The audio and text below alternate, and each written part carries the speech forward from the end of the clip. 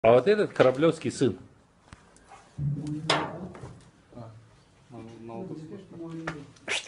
О, ширина вот. Ну, это бычара здоровый. Ну давай, иди. Вот это получается он корабля правнук, да? Так, держи, давай, я его сзади.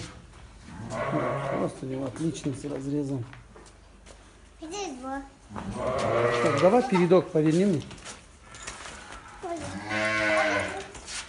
Грудак отличный. Базару нет. Вот это видел, да, под себя?